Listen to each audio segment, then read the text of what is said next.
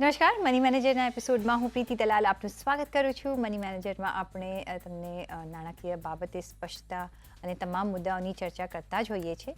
તો હાલમાં GST 2.0 રિફોર્મની જાહેરાત થઈ ગઈ છે અને એના તમારા પર શું અસર થઈ શકે છે, શું સસ્તું થશે, ક્યારથી થશે અને ઇકોનોમી પર તથા તમારા રોકાણ માટે આ કેટલી મોટી તક સાબિત થઈ શકે છે, એ તમામ ચર્ચા કરીશું.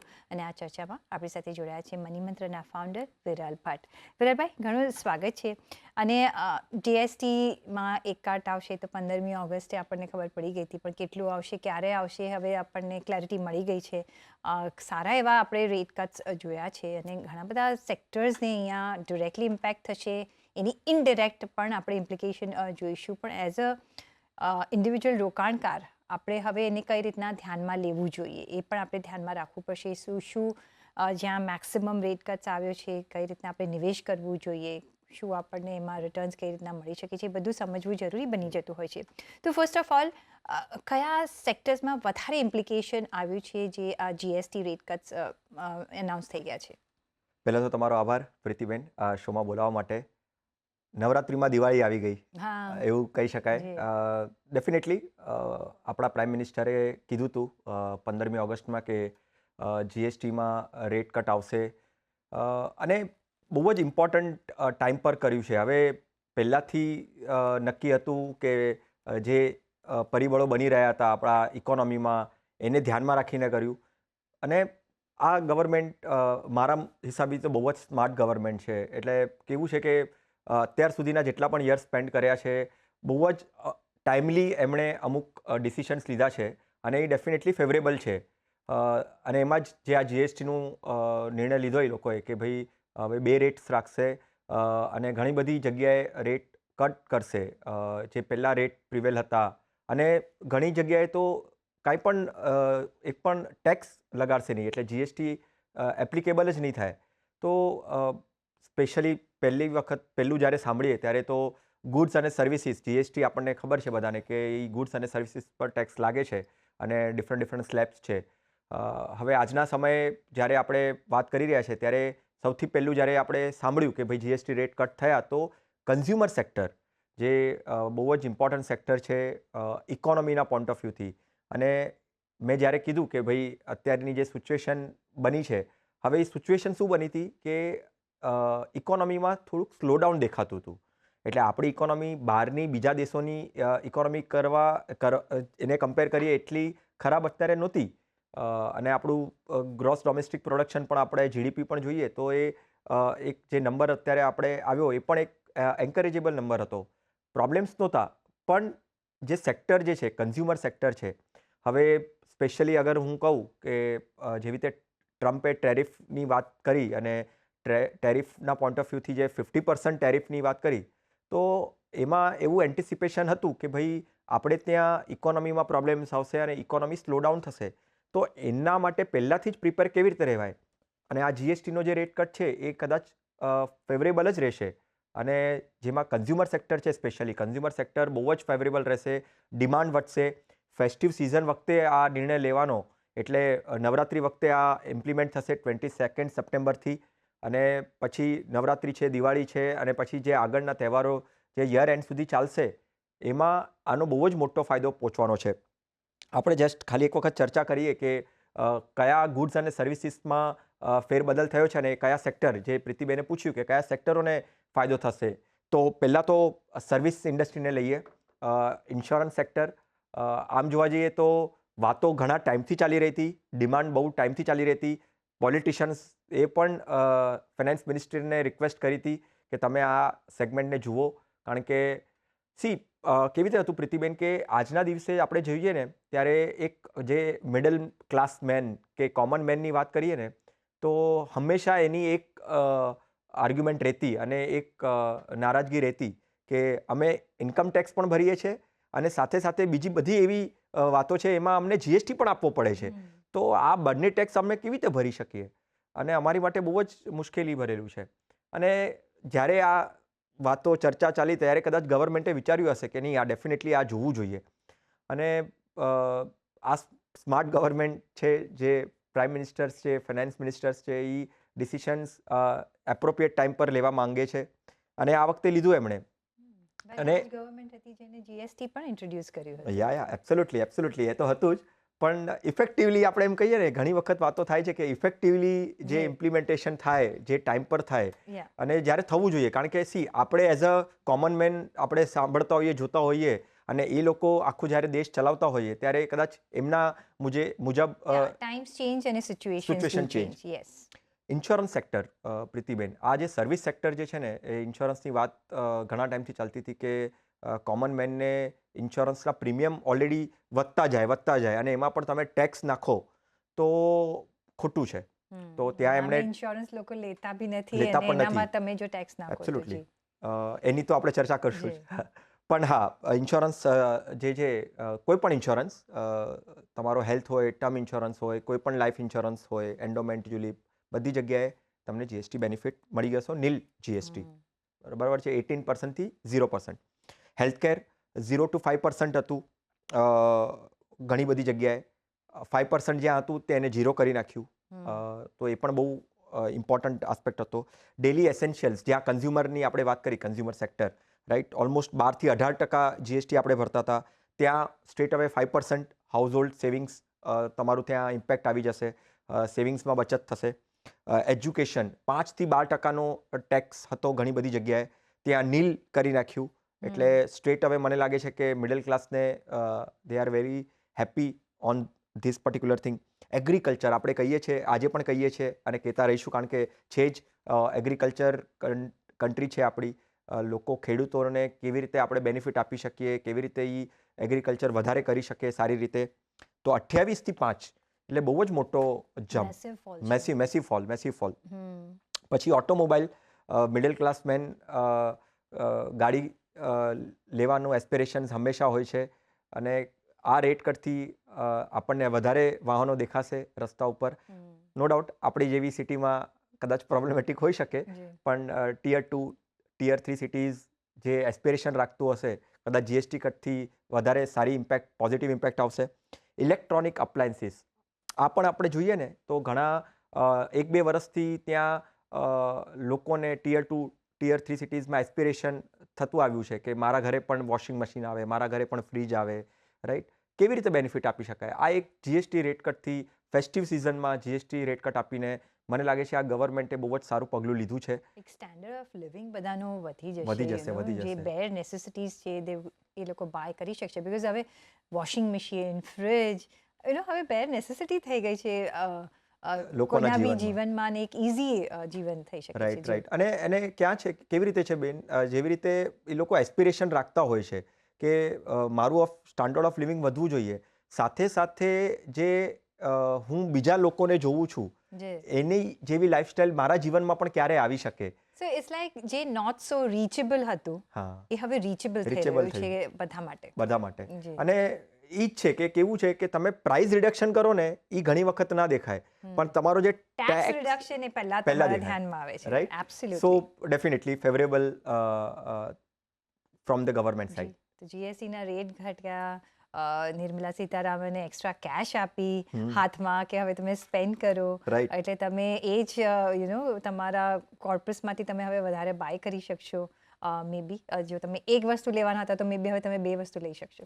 એટલું આપણે ડિફરન્સ જોઈ શકીએ છીએ. અને ઓફકોર્સ ફેસ્ટિવ સિઝન આવી રહી છે, તો ફેસ્ટિવલ્સમાં આપણે જોતા હોય છે કે ઘણું બધું આમ બધા નાનું પણ એસેટ કોઈ લેતા હોય છે, તો આ એક બૂસ્ટ મળશે. અને ઘણી વખત છે ને બાંધછોડ કરતા હોય છે. હવે આ વખતે તમે જેવી રીતે કીધું કે એકના બદલે કદાચ 2 લેશે, બાંધછોડ નહીં કરે. અને પોતાના એસ્પિરેશન્સ મેળવી શકાશે. અને દેટ્સ વોટ સરકારને જોઈએ છે કે પીપલ શુડ બી હેપી. અને ઓફકોર્સ તમે જો આ બધી ખરીદી કરશો તો ઓફકોર્સ એના જે સ્ટોક્સ હશે એનામાં પણ સારું વળતર તમને મળશે. તમને નિવેશ માટે એક સારા એવન્યુઝ મળી જશે. અને આ ઓફકોર્સ આ બધા કન્ઝમ્પશન વચ્ચે ને આપણે જે રીતના તમે ગણાવ્યું, stock market point of view હવે કઈ રીતના નજર કરવાની, કારણ કે આપણે બધા જ પૈસા વાપરી તો નથી કાઢવાના, આપણે થોડા ઇન્વેસ્ટમેન્ટ કરવાનું છે. બિકોઝ આ એક ઇન્વેસ્ટમેન્ટ માટે પણ ઓપોર્ચ્યુનિટી બની રહી છે, સેવિંગ્સ પણ આપણે વચ્ચે કદાચ. કઈ રીતના તમે માર્કેટ પર અસર જોઈ રહ્યા છો? આમાં હું મારું કેલ્ક્યુલેશન એવું કહે છે કે એક તો પહેલાં સ્ટ્રેટ હવે ઇન્સ્યોરન્સ સેક્ટરની પણ આપણે આની અંદર વાત કરી લેવી જોઈએ. સર્વિસ ઇન્ડસ્ટ્રી છે, નો ડાઉટ, પણ ઘણા ટાઈમથી ઇન્સ્યોરન્સમાં જે પ્રીમિયમ ઓછું કરવાની કે પછી એના પર જીએસટી કે કોઈ પણ ટેક્સ ના લાદવાની વાત છે ને હંમેશા થતી આવી છે. હવે એ ગવર્મેન્ટે કરી નાખ્યું છે અને ગવર્મેન્ટે સ્ટ્રોંગલી કીધું છે ઇન્સ્યોરન્સ કંપનીઝને કે કાંઈ પણ થાય તમારે આ જે ફાયદો અમે આપી રહ્યા છે એ તમારે કન્ઝ્યુમરને આપવાનો છે, રાઈટ. એમાં ઘણી બધી વાતો પણ આવી કે ભાઈ એમને ઇનપુટ ક્રેડિટ નહીં મળે, એના એક્સપેન્સીસ છે, કેવી રીતે કરશે, પ્રીમિયમ વધારી દેશે. પણ જેટલી મેં ઇન્ડસ્ટ્રી લોકો સાથે વાત કરી પ્રીતિબેન, મારા હિસાબથી સ્ટ્રેટ અવે આનો ફાયદો જશે અને they are also very much strong. મારી જેટલી વાત થઈ ઇન્સ્યોરન્સ કંપનીઝના સિનિયર્સ સાથે કે એ ફાયદો એ લોકો સ્ટ્રેટ અવે પહોંચાડશે. સ્ટ્રેટ અવે જે 18% જીએસટી હતું એ ડિડક્ટ કરીને પ્રીમિયમ જે આવશે એ એટલીસ્ટ મને લાગે છે 1.5-2 વર્ષ સુધી એવી રીતે જ રાખશે, રાઈટ. બીજા કોઈ ફેક્ટરથી અગર એમને પ્રીમિયમ વધારવું પડ્યું તો અત્યારથી કંઈ ન કહી શકાય, પણ સ્ટ્રેટ અવે જીએસટીનો જે બેનિફિટ છે ને એ તો એ લોકો કન્ઝ્યુમરને આપશે. અને સાથે સાથે જે પેનિટ્રેશનના પોઈન્ટ ઓફ વ્યૂથી અત્યારે પણ ઇન્સ્યોરન્સ પેનિટ્રેશન નથી પ્રીતિબેન. હજી પણ લોકો નથી સમજતા કે મારે ઇન્સ્યોરન્સ શું કામ લેવું જોઈએ, કયા કારણોસર લેવું જોઈએ અને એનો મને શું ફાયદો થશે. એક્સપેન્સ રીતે જુએ છે, હજી પણ એને એક્સપેન્સ રીતે જુએ છે. તો અગર અત્યાર સુધી એક્સપેન્સ રીતે જોતા હતા ને, આ એક બહુ સારો સમય આપ્યો છે ગવર્મેન્ટે કે પ્લીઝ તમે જુઓ ઇન્સ્યોરન્સને. Insurance is not an expense. જ્યારે તમારા લાઈફમાં એની જરૂર પડશે ને, આવશે તમારા લાઈફમાં રિયલ જરૂર આવશે ને, ત્યારે તમે એને ઇન્વેસ્ટમેન્ટ તરીકે જોશો, બરાબર છે. પણ એ ક્યારે થશે ન આવે એવું આપણે હંમેશા પ્રાર્થના તો કરતા જોઈએ, પણ જે જોઈએ છે આપણે લોકોના જીવનમાં એ આવે જ છે, ક્યારેક ને ક્યારેક તો આવશે જ. તો એના માટે પ્રિપેર્ડ રહો પહેલાંથી. અને આ એક સારો સમય આપ્યો છે, સારો મુમેન્ટ આપી છે. તમે લીધેલું છે એને અપગ્રેડ કરો, વધારે લો, જેટલી જરૂરત તમને થઈ શકે તમારા લાઈફસ્ટાઈલ પ્રમાણે એ પ્રમાણે લો.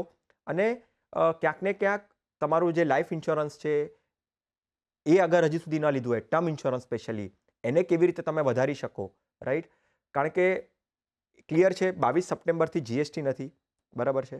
હવે ઘણી વખત લોકો એવું પણ કહેતા હોય છે કે મારા રિન્યુઅલ્સ છે, શું હું રિન્યુઅલને 22 સપ્ટેમ્બર પછી ભરું અને મારો ફાયદો લઉં? ના, 22 તારીખ પછીના જે રિન્યુઅલ્સ ડેટ હશે ને એના ઉપર તમને ફાયદો મળવાનો છે, પણ તમે એને કંઈ ડિલે નહીં કરો. હા, નહીં તો લેપ્સ થઈ જશે. હા, લેપ્સ થઈ જશે. જેટલું હોય અહીંયા તમે અને લેપ્સમાં છે ને ક્લેમ પણ નથી મળતું, બહુ પ્રોબ્લેમ થાય છે લેપ્સમાં પણ. જી. તો એક યસ, ઇન્સ્યોરન્સ બાય કરો, તમને આ એક રીઝન આપી રહી છે, એક ઓપોર્ચ્યુનિટી આપી રહી છે સરકાર.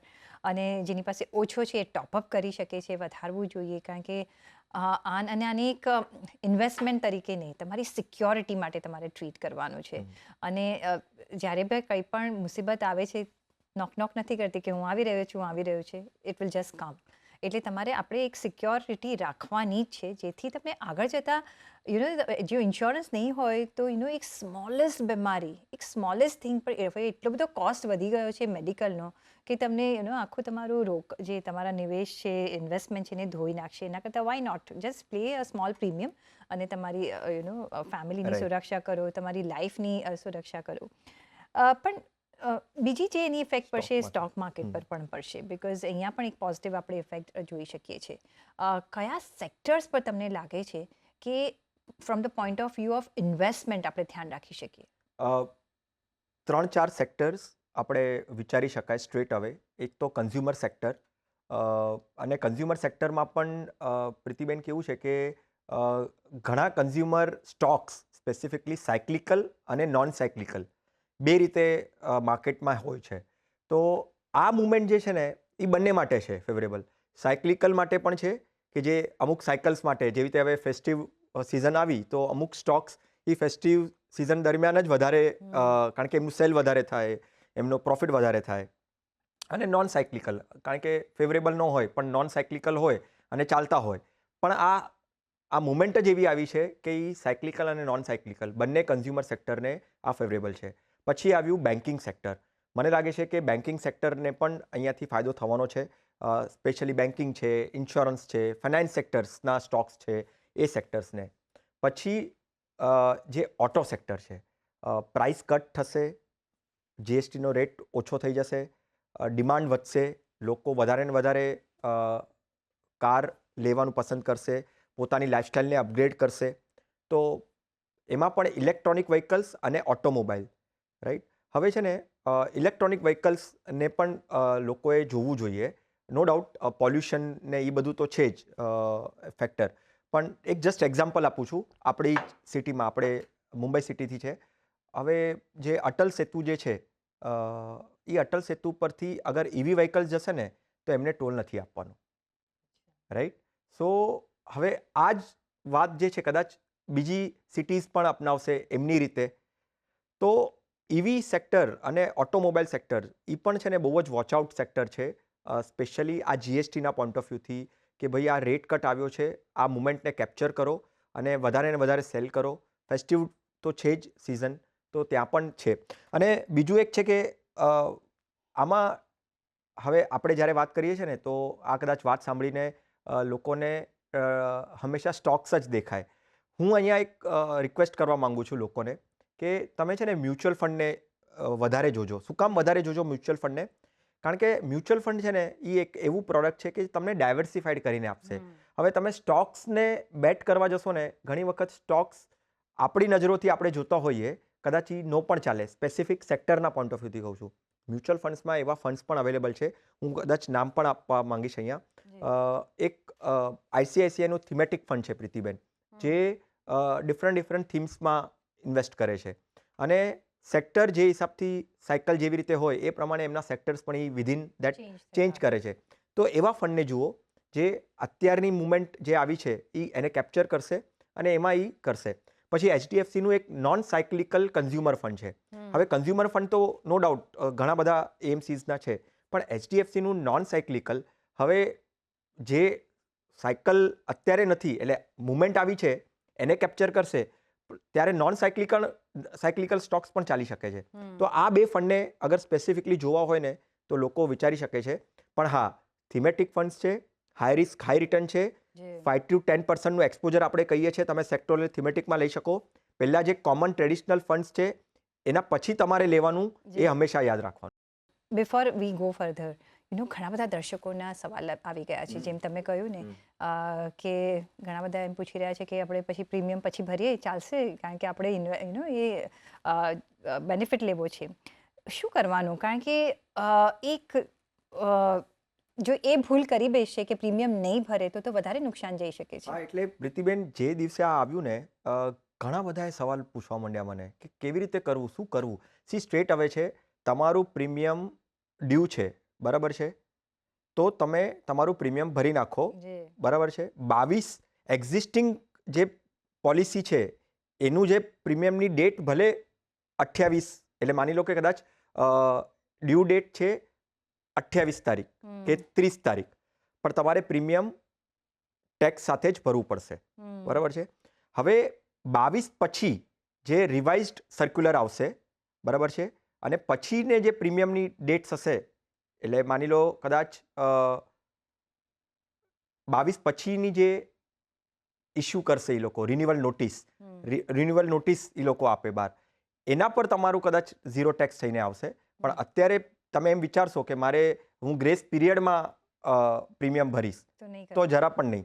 કારણ કે એમાં તમને ક્લેમ પણ નહીં મળે, એ પણ ધ્યાન રાખવાનું છે કે ગ્રેસ પીરિયડમાં કોઈ ક્લેમ, કાં તો તમને બહુ જ એફર્ટ્સ આપવી પડશે એ ક્લેમને સેટલ કરવા માટેની. એટલે હું એમ કંઈ વિચારીશ કે 22 પછી હું ગ્રેસ પીરિયડનો સહારો લઈ લઈશ અને પછી મારું જીએસટી ઓછું કરાવી દઈશ, નહીં ચાલે. 22 સુધીની જે ડેટ છે એમાં તમારે તમારું પ્રીમિયમ ભરી દેવાનું છે.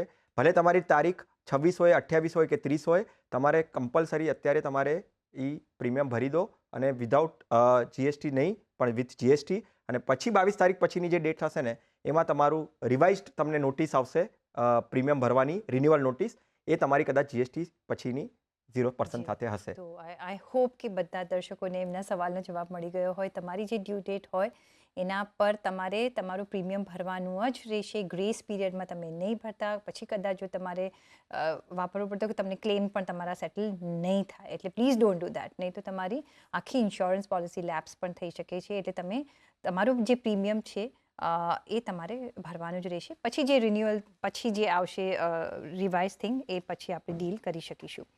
પણ આગળ જો વાત કરીએ તો ઇન્વેસ્ટરે શું લર્નિંગ લેવું જોઈએ આમાંથી? બિકોઝ આપણે ઇન્વેસ્ટર લર્નિંગની વાત કરી રહ્યા છીએ ને સાથે સાથે પર્સનલ ફાઇનાન્સ એંગલથી જો આપણે કરવું હોય તો કઈ રીતના આપણે આપણા ઇન્વેસ્ટમેન્ટ પર ધ્યાન રાખી શકીએ જેથી આપણા રિટર્ન સારા મળી શકીએ? જીએસટી પોઈન્ટ ઓફ વ્યૂ જો નજર કરવું હોય કે આ રિડક્શનથી આપણને શું ફાયદો થશે, આપણા ઇન્વેસ્ટ પર Right. શું ફાયદો થશે, કઈ રીતના આખું આપણે નજર રાખીને આગળ ચાલવું જોઈએ આપણા ઇન્વેસ્ટમેન્ટ પ્લાનિંગમાં? એબ્સોલ્યુટલી 5-6 પોઈન્ટ્સ છે. એક બ્રીફલી અગર હું એમને જણાવી દઉં, પહેલાં તો છે ને, આ ન્યૂઝ ડેફિનેટલી એક્સાઇટમેન્ટ ક્રિએટ કરે છે, રાઈટ? એક્સાઇટમેન્ટ ક્રિએટ કરે છે તો એક ફીલ ગુડ ફેક્ટર આવી જાય છે. એબ્સોલ્યુટલી આવી જાય છે, પણ એમાં છે ને ઘણી વખત આપણા ડિસિશન્સ ખોટા પડી જાય છે. એટલા જ માટે આપણે સમજાવવા માટે આજે આપણે શો કરી રહ્યા છે કે તમે છે ને રિટર્ન્સને ચેઝ કરવા નહીં જાઓ. ઓલ્ધો આપણે કન્ઝ્યુમર સેક્ટર છે, સાયક્લિકલ, નોન સાયક્લિકલ, ઓટો, એ બધા સેક્ટરની વાત કરી. તમે છે ને એક્સાઇટમેન્ટ રાખો, પણ એ એક્સાઇટમેન્ટથી તમે એટલી એવું નહીં રાખો કે તમારા ડિસિશન્સ ખોટા રાખો. રિટર્ન્સને ચેઝ નહીં કરો, પ્લાનિંગ રાખો, બરાબર છે? તમારા ગોલ સાથે લિંક કરો. કોઈ ઇવેન્ટ સાથે તમારા ઇન્વેસ્ટમેન્ટ્સને લિંક કરવું ને એ બહુ ખોટું છે. તમારા ગોલ્સ ક્લિયર હોવા જોઈએ કે મારે અહીંયાથી 3 વર્ષ, 5 વર્ષ, 7 વર્ષ, 10 વર્ષ રાખવું છે, તો હું એ ગોલ સાથે લિંક કરું છું. ડેફિનેટલી એ જ્યારે ગોલ સાથે લિંક કરું છું એમાં શું ઇન્વેસ્ટમેન્ટ હોઈ શકે એ આપણે આજે ચર્ચા કરી, એને ધ્યાન રાખો, બરાબર છે? હવે તમારા પૈસા બચવાના છે, રાઈટ? હવે નો ડાઉટ ફેસ્ટિવલ સિઝન્સ છે, તમારા પૈસા બચવાના છે, તો તમારી માટે કન્ફ્યુઝન પણ આવશે કે હું શું કરું, સ્પેન્ડ કરું કે વેલ્થ બિલ્ડ કરું. બંને ઇમ્પોર્ટન્ટ ઇક્વલી જરૂરી છે. સ્પેન્ડ કરો, ઓવર સ્પેન્ડ નહીં કરો. જેવી તમે કીધું કે શોર્ટ ટર્મ એક્સાઇટમેન્ટ છે, પણ વેલ્થ બિલ્ડિંગ એટલી જ જરૂરી છે. વેલ્થ બિલ્ડિંગને પણ ધ્યાન આપો. અને પોલિસી ચેન્જીસ તો ગવર્મેન્ટનું કામ છે, એ તમને બેનિફિટ આપવા માટે જ કંઈક ને કંઈક કરશે. આગળ જઈને એનાથી પણ વધારે બેનિફિશિયલ કદાચ કાંઈક આવશે જે અત્યારથી આપણને નથી ખબર. પણ તમારા ગોલ્સ શું છે, તમારી પ્લાનિંગ શું છે, તમારી સ્પેન્ડિંગ જેટલી જરૂર છે તેટલી જ રાખો. એટલે એવું નથી કે હવે આ થયું છે તો મેં વિચાર્યું નહોતું કે યાર મારે કાર લેવી છે, તો શું હું હવે કાર લઈ લઉં કે પૈસા ટેક્સ ઓછા થયા છે? જો એવું કરવાની જરૂર નથી. કારની જરૂરત કેટલી છે, અને સપોઝ તમે એને થોડુંક પોસ્ટપોન કરી શકો. આફ્ટર 3 યર્સ, 5 યર્સ પછી પણ તમને લાગે કે ના, હું વાંધો નથી, મારે કાર ત્યારે પણ લઈશ. કારણ કે અત્યારે 0 થયા છે તો કાલે ઉઠીને કાંઈક પાછા 12% કે 18% નથી થઈ જવાના, રાઈટ? એ રહેવાના જ છે. તો તમારી વેલ્થ બિલ્ડિંગ છે ને એ જ એટલી જ ઇક્વલી ઇમ્પોર્ટન્ટ છે. એને બેલેન્સ કરો અને એના પછી ડિસિઝન લો. કારણ કે સ્પેન્ડિંગ ડેફિનેટલી થશે, ઓવર સ્પેન્ડિંગ નહીં કરતા. પૈસા બચશે, એને વાઇઝલી કરો, ગોલ સાથે લિંક કરો, અને ઇન્વેસ્ટમેન્ટ એટલું જ જરૂરી છે જે તમને આગળ જઈને કામ લાગશે. એબ્સોલ્યુટલી. સ્પેન્ડ કરો, ઓવર સ્પેન્ડ નહીં કરો, ઇન્વેસ્ટ કરો, બંને કરો. હા, બિકોઝ બંને તમારા માટે જ છે, બીજા કોઈના માટે નથી. અને આજે ચેન્જીસ આવ્યા છે એ ફોર ગુડ આવ્યા છે. અત્યારના માટે કંઈ ઓવરનાઇટ એ લોકો વિથડ્રો નથી કરી લેવાના સરકાર. એટલે એક વાઇઝલી એક બરાબર પ્લાનિંગ કરીને તમારું આગળ તમારું ઇન્વેસ્ટમેન્ટ અને તમારું સ્પેન્ડિંગ પણ તમે કરી શકો છો. ઓન દેટ નોટ ઘણો આભાર તમારો વિરલભાઈ અમારી સાથે જોડાવા બદલ. અને પર્સનલ ફાઇનાન્સના તમારા સવાલ અમને મોકલો. તમારું નામ, શહેર, ઉંમર સાથે ઈમેલ કરો અમને money@nw18.com પર. ફેસબુક પર લખો અમને facebook.com/cnbc50 પર. અને વોટ્સએપ પણ કરી શકો છો 7506660000 પર. અને એ સાથે જ મની મેનેજરના આ એપિસોડમાં બસ અત્યારના આટલું જ. પાછા મળીશું નેક્સ્ટ એપિસોડમાં. ત્યાં સુધી આપશો રજા. નમસ્કાર.